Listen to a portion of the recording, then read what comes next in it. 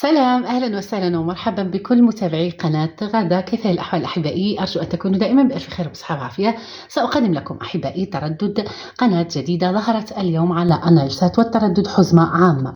إذا أحبائي صلوا على الحبيب المصطفى سيدنا محمد صلى الله عليه وآله وسلم، عليه أفضل الصلوات وأزكى تسليم. نمر مباشرة إلى التردد، بما أن القناة مختصة فقط في تقديم الترددات فلا داعي للإكثار. إذا أحبائي من القائمة الرئيسية منيو نختار التركيب، ثم قائمة تيب بي، ثم نضيف التردد